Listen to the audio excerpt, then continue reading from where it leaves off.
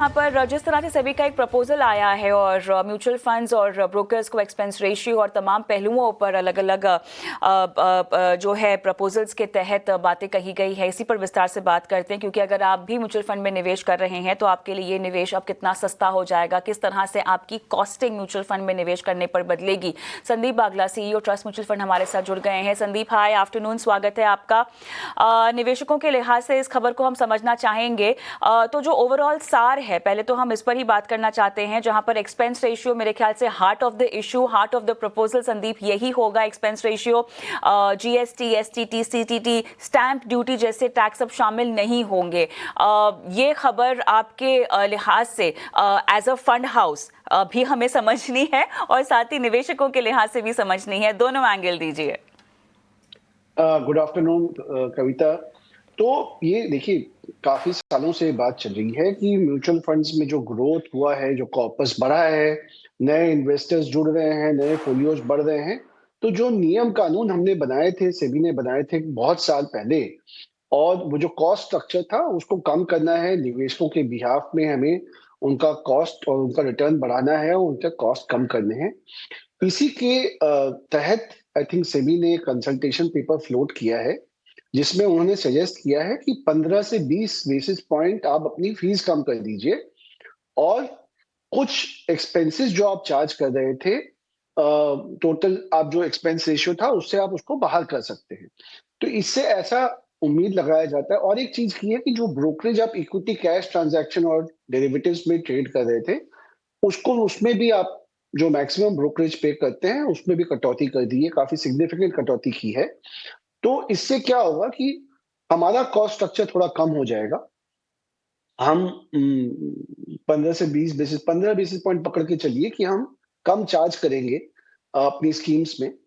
और उससे दो चीजें हो सकती है, एक तो ये हो सकता है कि हमारी प्रॉफिटेबिलिटी कम हो जाए, या जो हम कमीशन पे करते हैं ब्रोकर्स को वो कम हो जाए।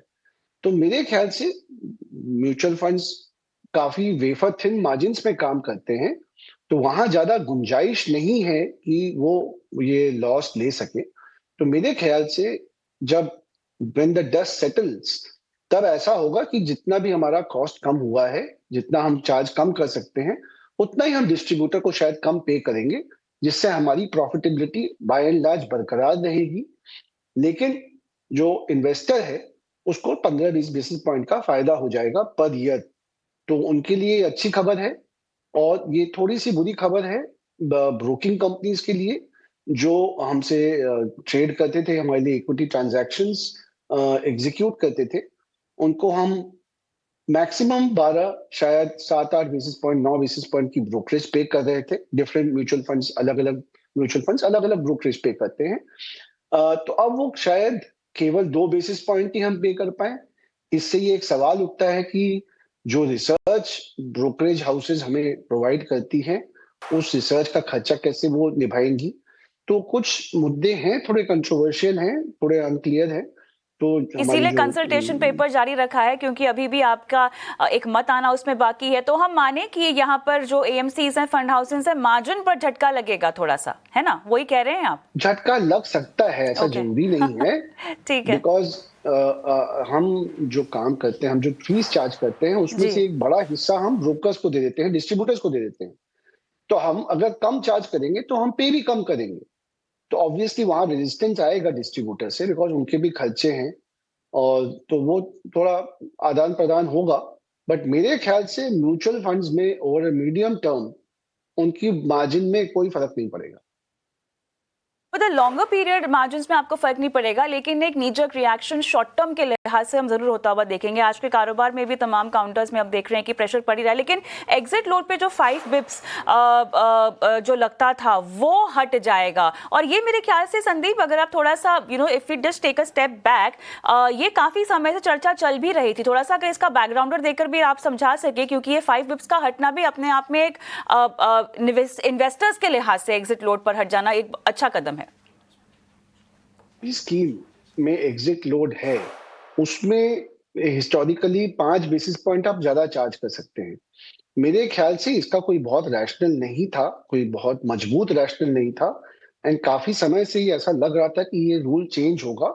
और सेबी ने लगे हाथों उसको भी चेंज कर दिया है। तो बेसिक प्रिंसिपल सेम ही रहता है कि जहां हम एक फीस चार्ज कर रहे थे, अब हम कम चार्ज करेंगे, कर पाएंगे, तो वो प्रोपोर्शनेटली हम डिस्ट्रीब्यूटर से शायद वो उनका जो ब्रोकरेज कमीशन है वो कम कर दे। तो इसमें काफी सारे मूविंग पार्ट्स हैं।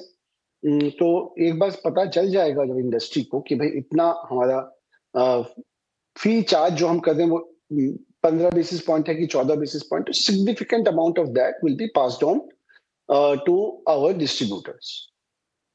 संदीप, तो एक और मुझे नहीं बहुत लगता है जी कि इसमें कोई बहुत म्यूचुअल फंड की प्रॉफिटेबिलिटी में मेरे को लगता नहीं है कि पूरा अगर 2-3 ओके। साल का व्यू दे तो उसमें कोई फर्क पड़ेगा। Alright, alright. संदीप, एक और चीज़ जो कि मेरे ख्याल से एक इनोवेशन के तौर पर भी हम अगर चाहे तो इसको देख सकते हैं, differential expense ratio, performance linked expense ratio charge करना, ये भारतीय म्यूचुअल फंड इंडस्ट्री के लिए कितना क्रांतिकारी हो सकता है? फिलहाल तो प्रपोजल के तौर पर है, लेकिन आप जैसे इंडस्ट्री एक्सपर्ट से जब भी हम बातचीत करते हैं इस मुद्दे पर, तो ये बात हमेशा निकल कर आती है। आपको लगता है कि आने वाला समय इसी तरह की चार्जेस का हो सकता है या होना चाहिए? देखिए, मैंने ये फ्रेमवर्क अभी तक प्रदर्शित नहीं हुआ है और मैंने इसको पढ़ा भी नहीं है, बिकॉज़ ये फ्रेमवर्क आया ही नहीं है। तो प्रिंसिपली तो कर सकते हैं, लेकिन मुझे क्या लगता है कि जो रिटेल है, म्यूचुअल फंड एक रिटेल इंस्ट्रूमेंट है और रिटेल इंस्ट्रूमेंट म्यूचुअल फंड एक पब्लिक गुड जैसा है कि कोई भी इसे इस्तेमाल कर सकता है। उसमें डिफरेंशियल एक्सपेंस या डिफरेंशियल फीस चार्ज करना बहुत ही डिफिकल्ट होगा। मैं आपको एक उदाहरण देना चाहता हूँ। अगर आपने ₹10 पे इन्वेस्ट किया और एनएवी आज ₹100 हो गई। अभी कोई नया इन्वेस्टर आया उसमें, अब उसकी एनएवी ₹90 हो गई थोड़े दिन बाद। तो मेरा परफॉर्मेंस तो मैंने 10 का 90 कर दिया, लेकिन जो नया इन्वेस्टर आया उसके लिए तो एक्सपीरियंस है कि 100 का 90 हो गया। तो ये अलग-अलग एक्सपीरियंस जो हैं, इसके लिए मेरे ख्याल से ये देखना पड़ेगा कि वो फ्रेमवर्क क्या है, बिकॉज़ आई एम श्योर जिन लोगों ने ड्राफ्ट किया है उन्होंने काफ़ी सोच के समझ के ही किया होगा। बट मेरे ख्याल से एक रिटेल प्रोडक्ट में ये जो स्पेशल प्रोविजंस हैं, इनका काफ़ी कम उपयोग है। तो मेरे ख्याल से इसमें कोई रिवॉल्यूशनरी चीज़ें मैं एक्सपेक्ट नहीं कर रहा हूँ। लेकिन ओवरऑल यहाँ पर अगर इन्वेस्टर के पॉइंट ऑफ व्यू से हम देखें तो एक बढ़िया कदम, म्यूचुअल फंड में निवेश करना मेरे ख्याल से और सस्ता हो जाएगा। फंड हाउसेस और तमाम स्टेक होल्डर्स और इंडस्ट्री प्लेटफॉर्म्स और पार्टिसिपेंट्स के लिए थोड़ा सा शॉर्ट टर्म एडजस्टमेंट का समय हो सकता है, लेकिन फिलहाल अभी ये केवल कंसल्टेशन पेपर है। इस पर जो है 17 नवंबर तक राय मांगी गई है, उसके बाद एक फैसला आएगा। बहुत बहुत धन्यवाद संदीप, आप जुड़े हमारे साथ, आसान भाषा में इसे ब्रेक डाउन किया और दर्शकों को तमाम जानकारी दी। धन्यवाद। धन्यवाद कविता जी। Thank you. चलिए, तो ये तो सेबी कंसल्टेशन पेपर पर हमने बात कर ली है, लेकिन